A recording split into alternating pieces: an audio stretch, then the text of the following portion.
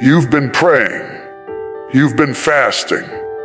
You've been crying out in the midnight hour, and yet heaven seems silent. Have you ever felt like your prayers hit the ceiling and fall back in your lap? Have you ever wondered why the answer hasn't come yet? Oh, but I came to tell you, a delay is not a denial. Just because you haven't seen it yet doesn't mean God isn't working. Sometimes He's building the blessing while He's building you. Sometimes He's stretching your faith so you can carry the weight of what you asked for. So don't you dare walk away from your altar. Your answer may already be on the way. A delay is not a denial. When you pray and the answer doesn't come when you expect it, the human heart is quick to assume that God has said no. But heaven's timing does not operate on our clock. We measure life in minutes, hours and days. God measures it in seasons, destinies, and purposes. Just because you have not seen it yet does not mean it will not happen. Delay simply means that something is still being aligned, prepared, or matured, whether in you, in the circumstances, or in the people who will be part of the answer. Think about a farmer who plants a seed. He doesn't go back the next day and say, "The seed must be dead because I can't see a sprout." He knows that beneath the soil something is happening, something he can't see with his eyes, but knows by faith is real. Your prayers work the same way. Just because you don't see movement above ground doesn't mean God isn't working below the surface. Delay is often God's way of giving your seed time to grow roots so it can bear fruit that lasts. Many of us confuse silence with rejection. We assume that because heaven hasn't spoken on our timetable, the answer must be no. But delay may actually be protection. What you're asking for may not be ready for you, or you may not yet be ready for it. Imagine giving a brand new sports car to a 12-year-old. It's a good gift, but the child isn't mature enough to handle it. Likewise, God often withholds good things until the timing aligns with your ability to receive and manage them without harm. Delay also builds faith and character. If every prayer were answered immediately, faith would never grow. Faith is forged in waiting rooms. In the long nights when you wonder if God hears you, in the moments when you keep praying even though you can't see the evidence. Waiting develops patience, and patience produces maturity. The very delay you resent may be the process that is shaping you into the person capable of stewarding the blessing once it arrives. Look at the great stories in Scripture. Abraham waited decades for the promise of a son. Joseph spent years in prison before stepping into his destiny. David was anointed king as a young man, but waited many years before wearing the crown. These delays were not denials, they were divine appointments. God was using time to refine their character, to prepare circumstances, and to ensure that when the blessing came, it would come in fullness and not fall apart. When you face delay, your first instinct may be to question yourself or to doubt God's goodness. But remember this: God hears every prayer you whisper. Heaven is not ignoring you. Heaven is aligning things on your behalf. Sometimes God answers yes, sometimes He answers no, and sometimes He answers not yet. That "not yet" is not a rejection.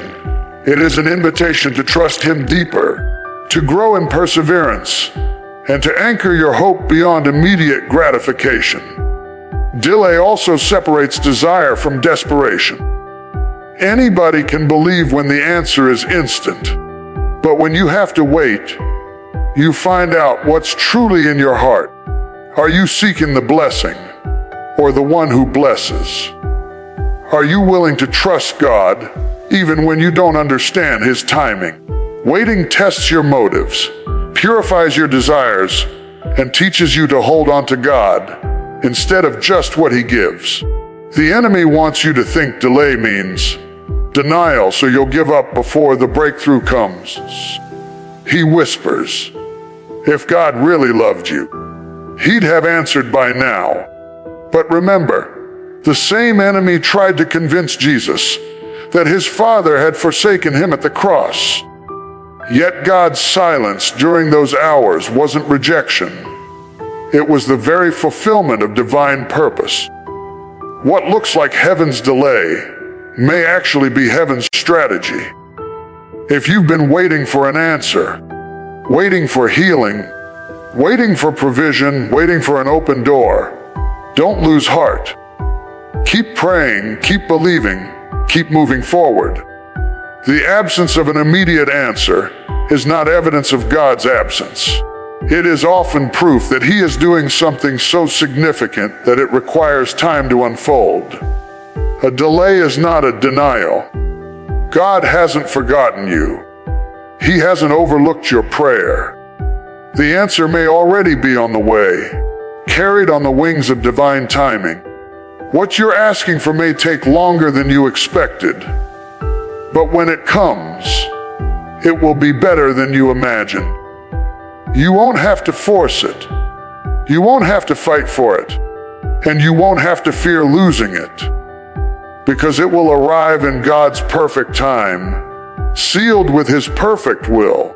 So instead of letting delay discourage you, let it encourage you. It means God is working. It means He cares too much about you to deliver a blessing before you're ready to receive it. It means your prayer has been heard and your faith is being strengthened. Hold on. Don't walk away from your altar. Don't uproot your seed before it sprouts. Trust the one who sees the end from the beginning. The next time you're tempted to think that God has denied your request, remind yourself a delay is not a denial. The clock you're watching is not the one God is using. His timing is perfect, His ways are higher, and His love never fails. You may not see it yet, but the answer is coming. And when it does, you'll realize the wait was worth it. God's timing is preparing you, not punishing you. So often when our prayers seem delayed, we jump to the conclusion that something is wrong with us, or that heaven is angry at us. We think of God like a stern teacher withholding blessings, as if to scold us for failing some unseen test. But divine timing is never about punishment. It's about preparation. The waiting seasons are not meant to break you down. They are meant to build you up for what's ahead. When you ask God for something significant, a breakthrough, a healing, a new opportunity, a deeper purpose, He doesn't just hand it to you as if it were a simple transaction. He begins shaping you into the kind of person who can handle what you've prayed for. This shaping takes time. If you hand someone an extraordinary gift before they have the capacity to carry it, that gift could crush them. That's why God works on your character before He releases your answer. Consider the process of refining gold. Gold doesn't reach its purest form instantly. It has to be put in the fire, melted down, and purified. Impurities rise to the surface under heat, so they can be removed. Similarly, waiting seasons are like spiritual refining fires. God is not punishing you by delaying the answer. He is purifying your motives, strengthening your resolve, and teaching you lessons you'll need when the answer finally arrives. Think of Joseph in the Bible. He received a dream as a teenager that one day he would lead and his brothers would bow before him. But God didn't put him in leadership immediately. Joseph spent years as a servant in Potiphar's house, years in prison after being falsely accused, and years forgotten before he finally stepped into his destiny. Was that punishment? No, it was preparation. God was developing Joseph's wisdom, humility, and endurance so that when he finally stood in Pharaoh's palace, he wouldn't crumble under the weight of responsibility. We often see delay as wasted time, but heaven sees it as training time. Every setback, every not yet, every closed door is an opportunity for God to grow you deeper. You're learning patience. You're learning faith. You're learning to walk by trust rather than by sight. If God answered every prayer instantly, you'd never develop spiritual muscles. You'd never learn to depend on Him when you can't see the outcome. Preparation seasons are designed to teach you to walk steadily, so that when you do receive the blessing, you won't lose it through immaturity or pride. Sometimes what you're asking for involves other people or situations that aren't ready yet. God may be arranging connections, shifting circumstances, or aligning events so that the answer to your prayer will come in its fullest form. If you try to force it too early, you could end up settling for less than God intended. Waiting ensures you receive the blessing at its appointed time, not before it's ready, and not before you're ready. This is why we have to reframe how we view God's timing. It's not divine procrastination, it's divine orchestration. God is never late. He's never early. He's always right on time. His time, not ours. The delay you feel is often heaven's way of ensuring everything is perfectly aligned, like the gears of a clock moving silently, but precisely behind the face. You can't see all the pieces moving, but God is working them together for your good. When you view waiting as punishment, it breeds resentment and discouragement. But when you view waiting as preparation, it produces hope and endurance. You stop asking, "What did I do wrong?" and start asking, "What is God building in me through this season?" That shift in perspective can completely transform how you walk through delays. Instead of feeling like a prisoner in your waiting, you realize you're a student in training. Preparation seasons also reveal what you value most. Are you seeking God's hand, or are you seeking His heart? When the answer doesn't come quickly, you learn whether your faith is rooted in results or in relationship. You discover whether you're willing to follow Him for who He is, not just for what He can do. That depth of trust is priceless, and it can only be forged in waiting. Imagine receiving what you're praying for today, before you're truly ready. Would you know how to steward it? Would you have the wisdom to sustain it? Would you have the humility to handle success, or the resilience to endure new challenges that come with the blessing? God withholds certain things until you're equipped to receive them without self-destructing. That's love, not punishment. If you feel like heaven is silent right now, don't assume you're being ignored or punished. See this season as God's workshop. He's shaping your character, strengthening your faith, and aligning your steps with His purpose. The very timing you're frustrated with is the same timing that's preparing you to thrive. When the answer finally comes, you'll look back and realize why you had to wait. You'll see how each moment of delay was really God preparing you for something greater than you imagined. You won't just have what you prayed for. You'll have the wisdom, maturity, and strength to hold on to it. So keep trusting, keep praying, keep growing. God's timing is not working against you. It's working for you. You're not being punished. You're being prepared for something bigger, something lasting, something you'll be able to carry without it crushing you. And when that moment comes, You'll thank God that He didn't give it to you too soon. What you're praying for may be bigger than you think. Many times when we ask God for something, we imagine a simple, straightforward answer. A door opening, a problem solved, a need supplied. But God sees beyond the narrow view of our prayers. He sees the ripple effect, the lives that will be touched, the destiny that will be shaped. What you think is just a single blessing may actually be a piece of a much larger plan, and that's why it sometimes takes longer to arrive. We often underestimate both the weight and the reach of what we're asking for. You may think you're asking for a job, but God is giving you a career path that will influence generations. You may think you're asking for healing, but God is using your journey to bring encouragement to others and to show His power in a greater way. You may think you're asking for a single open door, but God is preparing an entire hallway of opportunities. The magnitude of what you're praying for can require a season of divine construction behind the scenes. Think about building a house. If all you want is a small shed, it can be built quickly.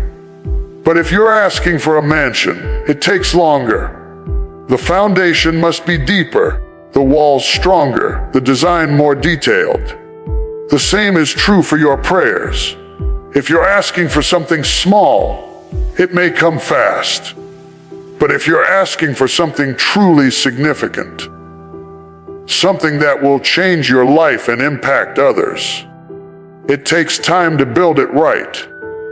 God is not just answering your prayer, He's engineering it to fit into a bigger picture you can't yet see. Sometimes the very delay you're frustrated by is proof of how big your request really is. If it were small, it wouldn't take so long. If it were ordinary, you wouldn't need to grow into it.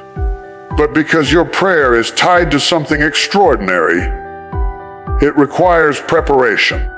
God may have to move people into place, align circumstances, and prepare you so you can handle the blessing without it overwhelming you. Consider the story of Hannah in the Bible. She prayed for a child, but God wasn't just giving her a son. He was preparing a prophet, Samuel, who would lead a nation. That required perfect timing. Her personal prayer was connected to a national purpose. What seemed like a delay was really divine alignment. When Hannah finally received her child, it wasn't just an answer to her heart's cry. It was an answer to Israel's need. The same is true for you. You may think your prayer is about your own situation, but it may be tied to something much bigger. Your breakthrough may create opportunities for others. Your answered prayer may inspire hope in people you haven't even met. Your blessing may position you to serve a purpose that goes far beyond what you imagined when you first asked. Sometimes we ask God for something and expect it to arrive exactly as we pictured it. But God often expands our request. We ask for a door, and He builds us a gate. We ask for a blessing, and He gives us a mission. We ask for something temporary, and He gives us something eternal. His ways are higher than ours, and His answers often exceed what we had in mind. That's why Paul wrote, God is able to do exceedingly abundantly above all that we ask or think. But bigger blessings come with bigger responsibility. If what you're praying for is bigger than you think, then you must be prepared to carry it. That's why God often uses waiting seasons to stretch your capacity. He enlarges your vision, strengthens your character, and increases your faith so that when the blessing arrives, you're ready to steward it well.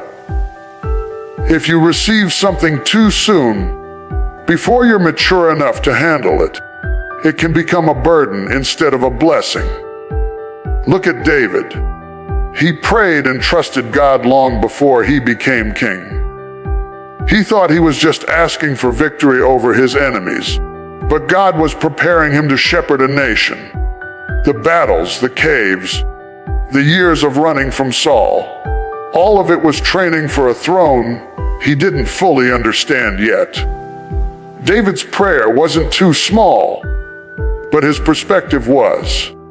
God was giving him more than he asked for, but he had to grow David into the man who could handle it.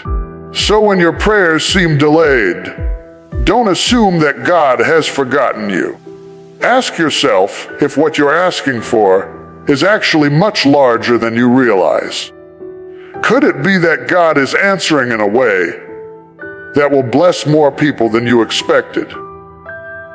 Could it be that He's preparing you for influence, impact, and responsibility far greater than you imagined? This is why patience is vital.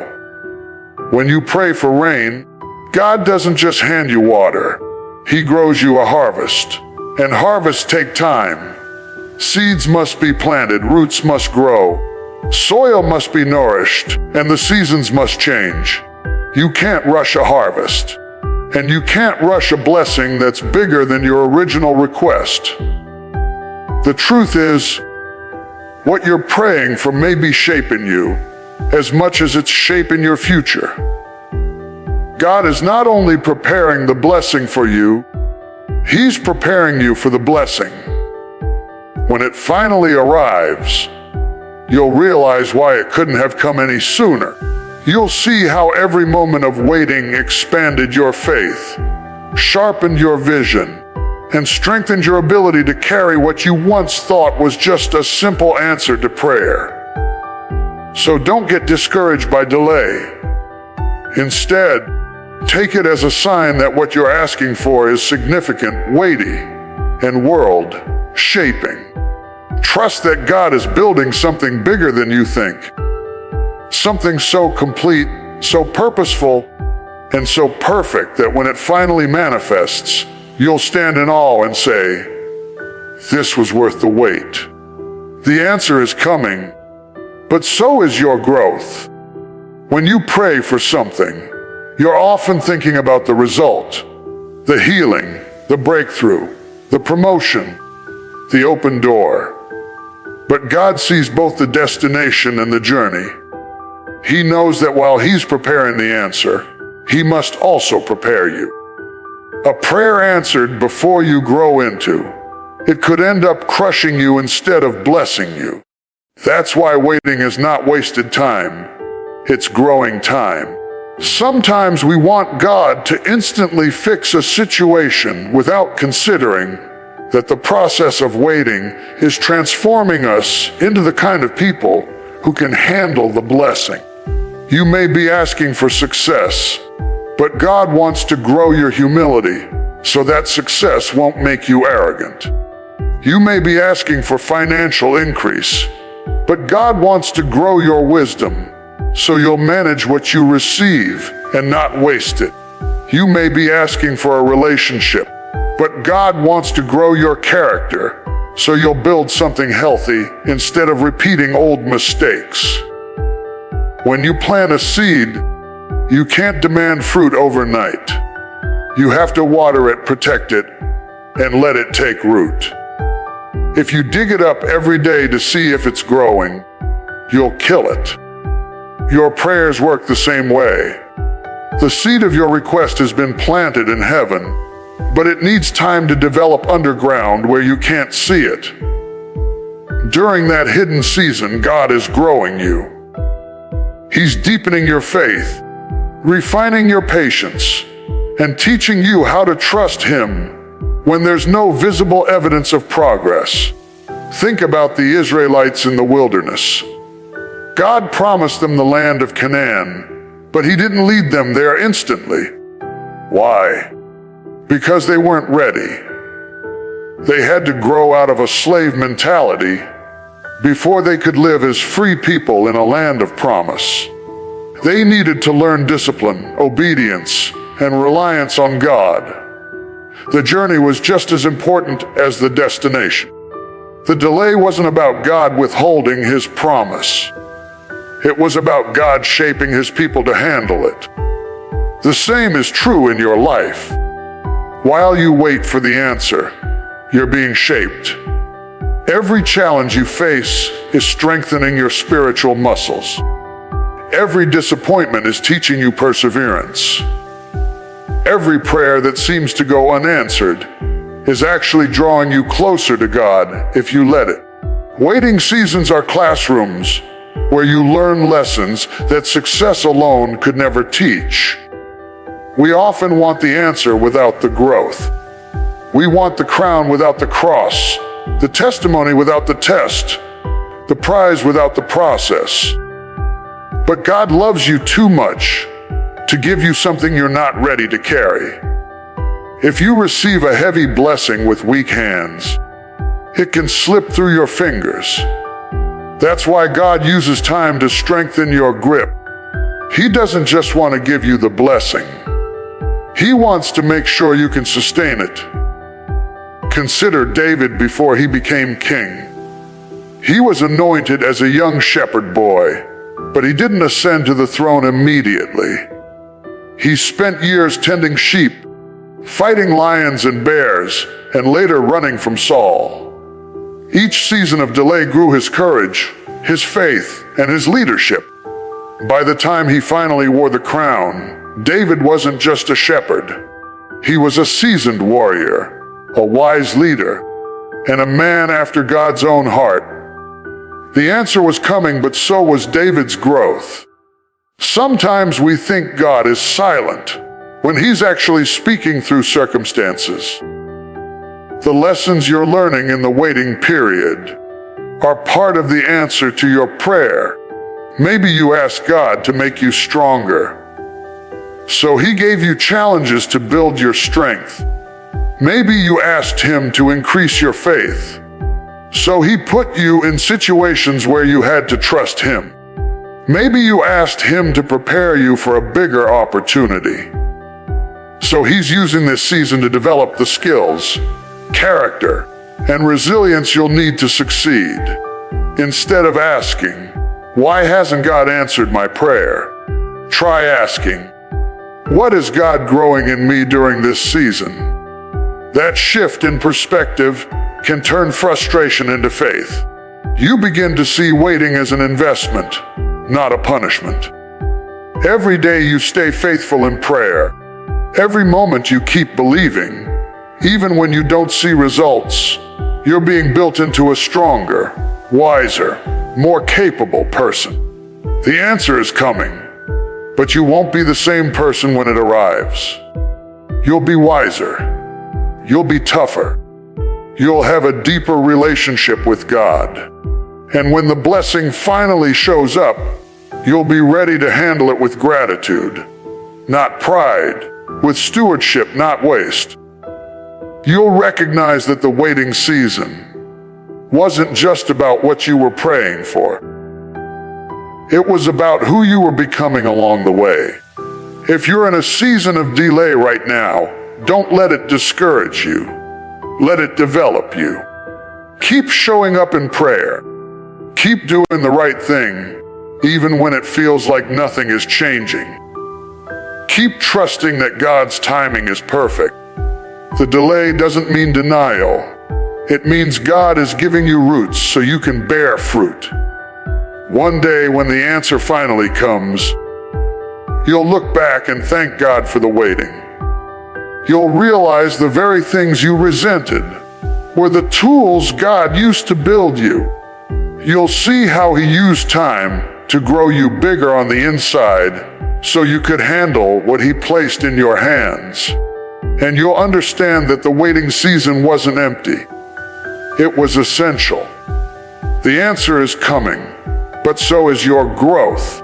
And when both finally meet, the blessing will fit you perfectly, because you'll be ready for it. Forgive yourself before you forfeit your future. So many people carry the weight of regret like a heavy backpack, dragging it through every season of their lives. They replay mistakes over and over, punishing themselves for choices they can't go back and change. The danger of this mindset is that it doesn't just keep you stuck in the past, it robs you of the future God is trying to give you. Self-forgiveness isn't about excusing what happened. It's about refusing to let yesterday's failures define tomorrow's possibilities.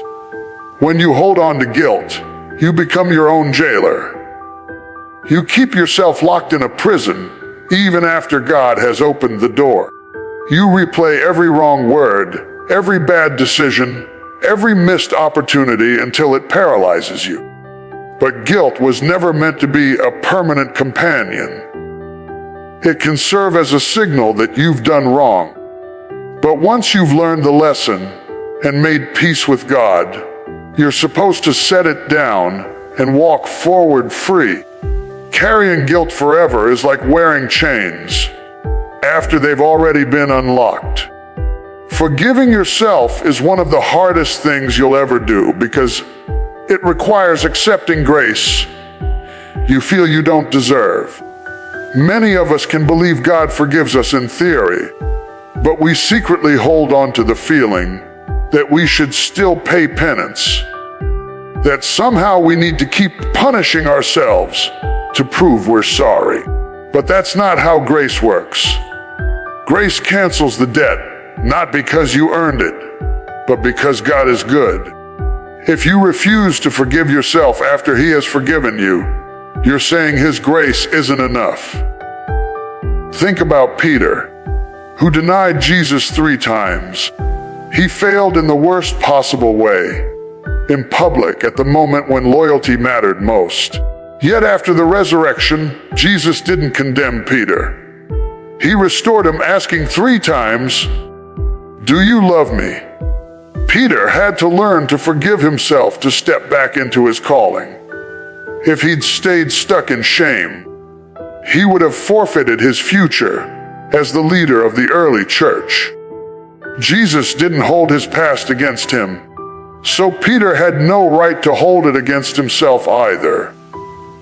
Many people are living beneath their potential because they won't release themselves from their past. They disqualify themselves before God ever does. They tell themselves, "I can't be used. I've made too many mistakes. I'm not worthy." That voice of condemnation doesn't come from heaven. It comes from fear, insecurity, and the enemy who wants to keep you from moving forward.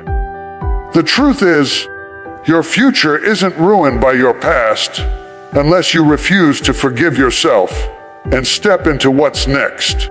Forgiving yourself is not about pretending the mistake didn't happen.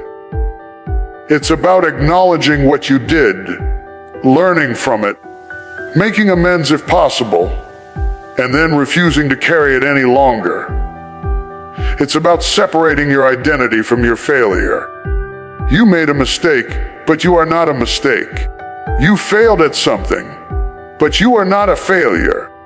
When you see yourself through the lens of grace, you realize that your past actions don't define your worth or limit your destiny. Unforgiveness toward yourself keeps you circling the same mountain of shame. It makes you afraid to take risks, to try again, or to open your heart. You end up sabotaging opportunities because you feel unworthy to receive them. The tragedy is that the future God planned for you is still there, waiting. But you're too focused on yesterday to take hold of it. When you forgive yourself, you give yourself permission to grow. You release the burden that keeps you from running after your destiny with confidence. Consider what happens when you refuse to forgive someone else. Bitterness builds, relationships fracture, and your heart hardens. The same thing happens internally when you refuse to forgive yourself. Bitterness toward yourself corrodes your joy. It keeps you in constant conflict with who you are. But when you choose to forgive yourself, you're choosing to live at peace with your own soul. You stop fighting your past and start building your future. There's a difference between conviction and condemnation. Conviction says, yes, I did wrong, and I need to change. Condemnation says, I am wrong, and I can never change. Conviction comes from God to lift you out of guilt. Condemnation comes from the enemy to bury you in it. If you're stuck in self-condemnation, it's time to recognize it for what it is: a lie. God has already forgiven you through His grace. Now it's your turn to forgive yourself and move forward. Forgiving yourself is an act of courage. It's choosing to believe that your future matters more than your past mistakes. It's deciding that you're going to live fully, love deeply, and walk boldly even with scars from where you've been. Your scars don't disqualify you. They testify to what you've survived. When you let go of shame, you open your hands to receive new opportunities, new relationships, and new levels of purpose that were waiting all along. The longer you wait to forgive yourself, the more of your future you forfeit. Every day spent replaying yesterday is a day you could be investing in tomorrow. Stop punishing yourself for something you can't go back and change. Take responsibility, receive grace, and move forward. Forgive yourself before you forfeit your future, because your calling is too important to let regret hold you hostage. The freedom you long for isn't found in erasing the past. It's found in releasing it. When you forgive yourself, you stop dragging yesterday into today. You walk lighter. You see possibilities instead of problems. You live like someone who's been set free. Because you have. And once you step into that freedom, you'll discover that the future God has prepared for you is still wide open, still beautiful, and still waiting for you to embrace it. The pain of yesterday can't stop the power of today. Too often we give more authority to what has happened than to what is happening. We let old wounds sit in the driver's seat of our lives, steering us into fear, bitterness, and hesitation. But yesterday's pain is not stronger than today's opportunity, unless you give it permission to be. Every sunrise is a fresh reminder that life keeps moving forward, and so must you. Pain from the past has a way of echoing. A betrayal from years ago can make you suspicious of every new relationship. A failure in your career can make you afraid to take another risk. A childhood wound can make you feel unworthy, even when doors of opportunity open. That's the trick of yesterday. It wants to whisper in your ear that nothing will ever change, that you are stuck, that the pain will always define you. But today carries power that yesterday cannot touch. Today is a gift, a reset button, a new chapter waiting to be written. When you woke up this morning, you received something yesterday could never deliver a new chance. No matter how heavy the pain you carried into the night, it didn't stop the sun from rising. That's a message all by itself. Life didn't end with your disappointment. God didn't abandon you in your heartbreak. If you're still breathing, it means you still have purpose, and purpose is stronger than pain. Sometimes we confuse remembering pain with reliving it. You can erase the past, but you don't have to live chained to it. Yesterday's pain might explain where you've been, but it doesn't dictate where you're going. The power of today is the ability to choose differently, to heal, to grow, to forgive, and to move forward. If you let yesterday's pain govern you, you're letting a closed chapter control an unwritten one. Think about a seed planted in the ground. It has to push past dirt, darkness, and pressure to reach the light. The dirt is real, but it doesn't stop the seed's potential. It nourishes it. In the same way, Your pain can become the very soil God uses to grow you. The setbacks of yesterday are not meant to bury you, but to plant you. If you stay stuck staring at the dirt, you'll never see the growth breaking through today. Consider Joseph in the Bible. His brothers betrayed him, sold him into slavery, and left him for dead. For years he lived with injustice and pain that wasn't his fault. Yet when he finally rose to power in Egypt, he didn't let yesterday's wounds stop him from saving the very family that had hurt him. He declared, "What you meant for evil, God meant for good." Joseph understood something powerful. Yesterday's pain didn't have the final say. Today's purpose was bigger. Many people let pain turn them bitter instead of better. They close their hearts, shut down their dreams, and live in survival mode instead of thriving. But pain is not the end. It's a signal that you're still alive, still capable of feeling, still capable of moving forward. If you numb yourself to avoid pain, you also numb yourself to joy, love, and purpose.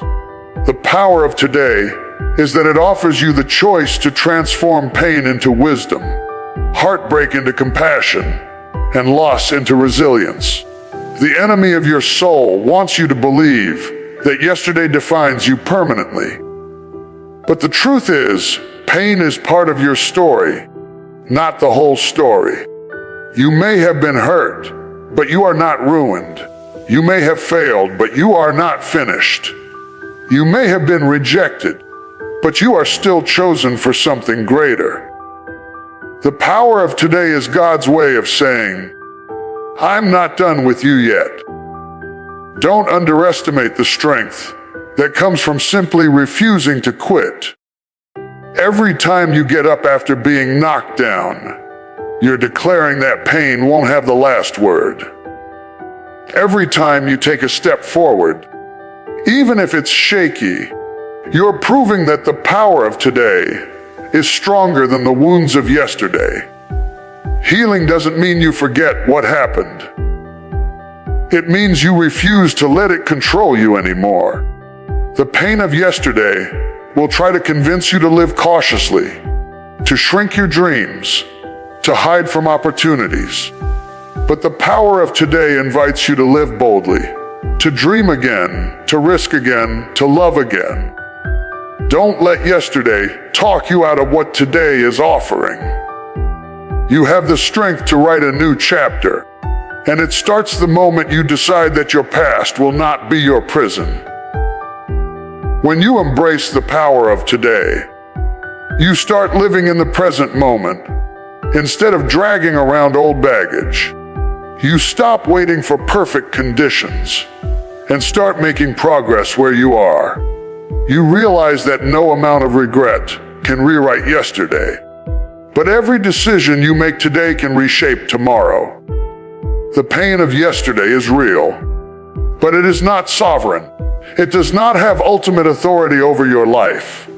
You may carry scars, but scars are proof that you survived. Scars don't bleed. They tell stories of healing.